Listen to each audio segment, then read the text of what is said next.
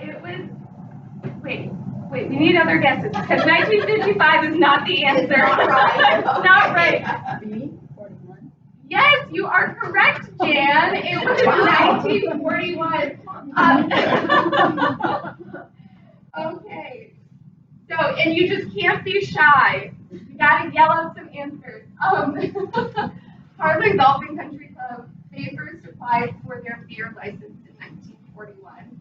But up until that point, alcohol was not prohibited at all on the premises, and that included the trunk of your car. And if it was found like anywhere in your possessions, then you would possibly be asked to leave your membership with them. Thought that was very fascinating. I had no clue. Okay, but now we'll get started. When I hear about prohibition, I think about the 18th Amendment, which prohibited the selling of alcohol and the manufacture and transportation of intoxicating liquors. The amendment was passed in America in 1919. However, in Shelby County, prohibition of intoxicating liquors happened much, much sooner. And it actually began in 1882. And prohibition is the act of forbidding something specifically by law. And conversations about prohibition in Shelby County started in July 3rd of 1882 as the Shelby County Board of Supervisors canvassed the county's voters on proposed amendments from the state of Iowa.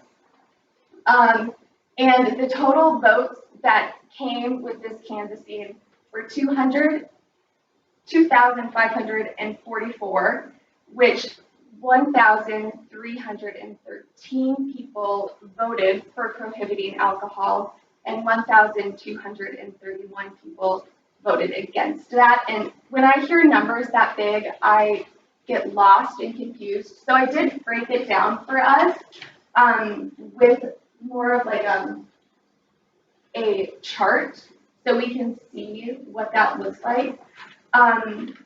So there were only 82 votes between prohibiting the sale and like saloons in Shelby County for alcohol, and that's only 3% more than what was voted to keep the sale of alcohol. And according to Ed White, who wrote the book Past and Present History of Shelby County, he said that the campaign preceding this vote on the proposed prohibitory amendment to the Constitution of Iowa was hotly and bitterly contested in Shelby County. Men indulged in personalities such as have probably never been known in any campaign since that time. So this was a big conversation piece. People were not happy about, removing it or moving on from that. And so with that, we just talked about how that was the end of the sale of alcohol in Shelby County starting in 1882. But that doesn't mean that people were happy about that. So our next trivia question talks about is the Shelby County Board of Supervisors received a petition of consent for the sale of intoxicating liquors in A, 1890, B, 1900, C, 1910, or D, 1940? C? C, 1910. Does anyone else have one? 1890. A, 1890. No, not 1890. Anyone else? 1900. You are correct, Elaine. It was 1900. I did not. We kind of whittle it down a little bit as you go along. Okay, Elaine, I'll give you a point. Where I was going off of is that the west side is the oldest tavern in town, and Yes. it was established In the 1880s. Yeah. Yes. Yep. We'll actually get to that, Ted. Okay. You're just leading me on to, that's our very end. I'm Yes. just setting you up. Yes, you're setting me up for success. I appreciate it. I thought it could have been 1890 though, because so many It Right was down the middle. right, it was 50, almost 50-50. So yeah, people were not pleased about this decision. So in June of 1900, the Shelby County Board of Supervisors received a petition regarding the prohibition of alcohol. The first petition for consent for the sale of intoxicating liquors within the county was passed with these guidelines of obtaining 65% of legal voters preceding the previous election. And so with that petition that the county received in 1900, it had 2,399 signatures from the voters saying that they wanted the sale of alcohol back. And that didn't mean the sale of just, a drink in a saloon or a bar or anything like that. It was just selling alcohol at all. And so the petition had the least number of signers from Irwin, with a total of 3 people giving their signatures. And then the highest number of signatures received were in Clay and Cass townships, which had 223 and 146. Westphalia also was up there with 195 signatures, and then Harlan had the most signatures with 365. So people really wanted the sale of alcohol back. And because this didn't cover anything with saloons, 3 years later in 1903, the Shelby County Board of Supervisors then canvassed all of the citizens again and asked if they would like to have, the saloon sale of alcohol back. And that request was found to be insufficient because it received less than 65% of the previous voters' signatures. But it did not stop people from wanting to sell alcohol in saloons. So we do have quite a few court cases in our possession from people who took this to the Shelby County Court saying, hey, we want to be able to sell alcohol again. And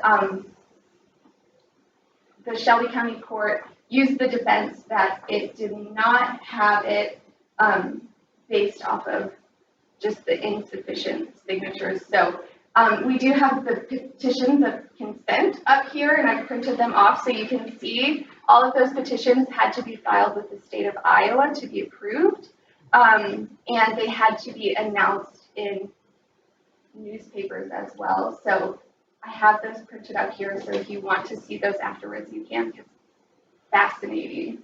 Okay, and there was a lot of discussion about prohibition, started in the 1880s. My next trivia question is, what was the terminology used when describing people's views on prohibition? A, wet, dry, or moist views. B, teetotaler or lush views. C, pro or con views. Or D, it was not talked about at all. Does anyone have any ideas? B. B, it was not B. C. It was not C. Okay, guys. A. Okay, you said A. What's your name? Scott. Scott? Okay, Scott, you are correct. It was wet, dry, or moist views, which, it's kind of hard to believe, but that was the case. So in this time period, people who had wet or moist views were for or were against prohibition, the prohibition of alcohol, so they wanted that. And then people who had dry views were for prohibition. So if you read through newspapers and different things like that, you'll see some people who might be referred to having like wet or dry views, and that's what it means. And Scott, because you knew this, I'm sure you were thinking of college campuses when you were talking about it, because we still have dry campuses today. And so that means that there is, like, alcohol is not allowed on those campuses. And so, I mean, I know Sarah was thinking about it too, because she went to Texas Tech University, and that's a dry campus. So she probably was thinking back to her college career, thinking about that.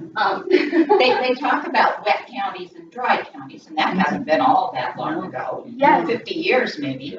Yep. So that's what it's referring to, and it's very interesting because I wouldn't think about that actively today.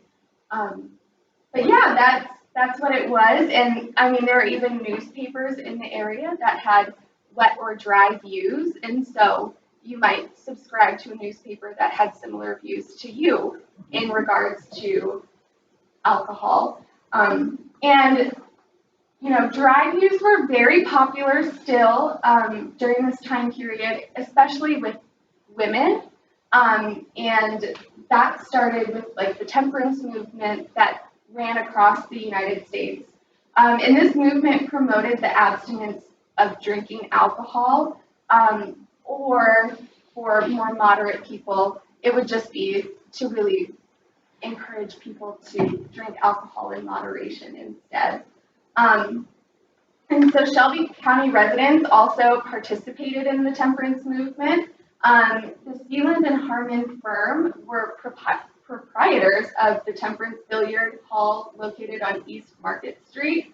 And the firm owned 3 billiard tables and 2 pool tables. And according to the history of Western Iowa, the room was fitted in first-class style. It kept for sale cigars, cider, and soda water. So it was just a better way to, you know, provide opportunities for people in the community to go and, you know, still meet people, but without the use of alcohol in that. Another way that you could support the temperance movement would be by giving money to people who were sharing the importance of the cause throughout America, which leads us to our very next trivia question. So get on your thinking caps. Carrie Nation was famous for doing this during the temperance movement. A, planning fundraising picnics. B, being elected to the Shelby County's Board of Supervisors. C, saloon wrecking campaigns. Or D, she was not famous at all. She had her axe and she went in and broke up saloons, so I would say C. You are so correct, Elaine. Oh my gosh. Yes. Kansas. Yes, in Kansas, all across the Midwest. Carrie Nation, she quite literally broke her way into the temperance movement with her axe. Not only was she a sight to see, she was over 6 feet tall and about 200 pounds.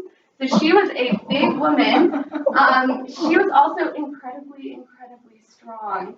So she started her saloon wrecking campaign because her very first husband was an alcoholic, and so she was wanting him to, you know, take her seriously, and so that's when she started, you know, going and breaking down saloons. So she would go with her axe and break into a saloon and, you know, break anything that she could. But also because she was so popular, and also people were a little afraid of her, she actually didn't face any charges for the very beginning of her, you know, saloon wrecking campaign. But towards the end, she did face charges because she was destroying these businesses along the way and people's livelihoods. But you know, along the way, she also would raise money in different ways than just wrecking saloons because she needed to make a living. So she sold like pins that were shaped like axes. And we actually have a woman in Shelby County who purchased one of Carrie Nation's pins from her time fundraising. So we have that up here as well. And it's very fascinating. She's a fascinating woman if you ever want to research her. Yeah, she was really truly a force to be reckoned with this temperance movement. But thankfully, prohibition did not last very long. It started in the 1920s, but then on December 5th, 1933, it was, it ended on like a government level, so a national level. But it was at this moment that the oldest and longest running bar in Western Iowa was able to start serving alcohol again. And that was the West Side Saloon and Drugstore, which opened in 1880. And in 1896, the drugstore portion of that moved. So that way the West Side was able to extend and have extra room. So then the West Side Saloon was added billiards to it as well. And it remained a saloon and billiard parlor until Prohibition from 1920 to 1933. And during that time, it solely became a billiard hall. In 1923, Hans Schmidt purchased the billiard hall, and he became known for his great roast beef sandwiches, which was very helpful and brought a lot of people into the business. And then in December of 1933, Schmidt reintroduced alcohol into the billiard hall, and he resumed the West Side Saloon and Billiards. After that, the business was sold in 1946 after Schmidt passed away, and since then, the West Side has still been a real foundational point to Shelby County's history with alcohol, and also just Harlan's history as well, being the longest running saloon in Western Iowa. That's a huge accomplishment. But I did promise that we would do quite a bit of trivia in 5 questions. So, Scott, Jan, you do have a chance right now to catch up with Elaine. You could tie for first place, and I really know that you all want a koozie, so this is exciting. Okay, so let's get ready. The 5th trivia question is: Prohibition is known as A, a high point in American history, B, a low point in American history, C, a hot mess, or D, a noble experiment? B. B? I'd say C. No. Yes. It's probably a noble experiment. Oh, wait! You are right. It It was a noble experiment. It was also a low point and a hot mess, but it is known as a noble experiment. Wow, so congratulations, Elaine, for... So tell me about the noble experiment. Who called it that? At the national level? It was called a noble experiment in Shelby County's newspapers. Okay, gotcha. And nationwide as well. Okay. Yep. I think it was a politician who Yeah, started that, but I don't that's know what I which was one. wondering. Yep. Who was Mr. Noble?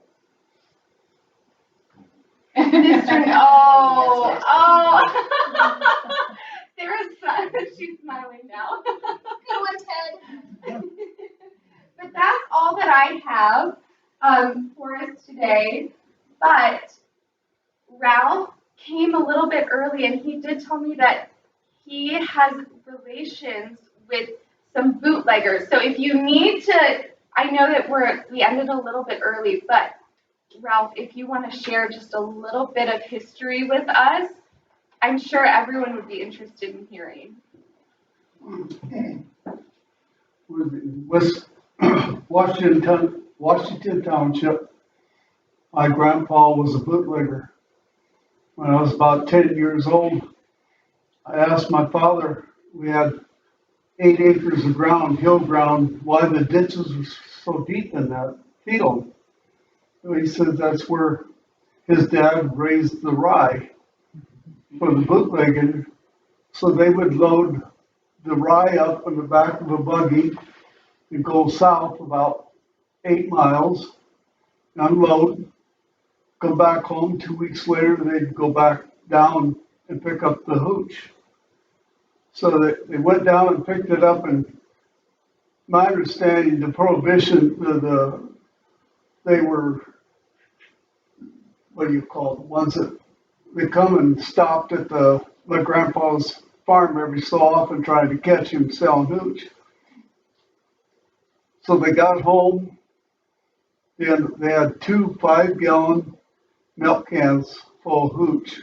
So they unloaded it and put it 20 feet apart. I don't know why. And lo and behold, the revenuers were coming down the lane, and the dog usually let them know when the revenuers were coming. And my grandpa told Dad, you take all the axle grease and you cover those milk cans up with axle grease. And axle grease is the worst grease you want to put on your hands. So he did that, and he says, I'm going to get the revenuers busy talking, and when you come back, get done, you come and stand by my side. So they did that. The revenuers were there for 2 hours. They could smell the whiskey, but they couldn't find it because they didn't want to get their hands full of grease. And on my other side of the family, there was 4 brothers up by Mapleton. They were the biggest beer bootleggers there was in that area. They actually, 3 of them were smart enough to buy farms. They had 2 or 3 farms bought with all what they made. And lo and behold, my grandpa decided to drink it all. So when he was 39 years old, he drank a lot of hard stuff, and he died with cancer in his throat. But when I was in high school, well, in grade school, they had pictures of at one time dumping milk. Milk prices got so cheap that they dumped milk. Lo and behold, 2 of my uncles were in that picture. But that's all I gotta say. Oh, well, thanks for sharing. That's so fascinating. It's all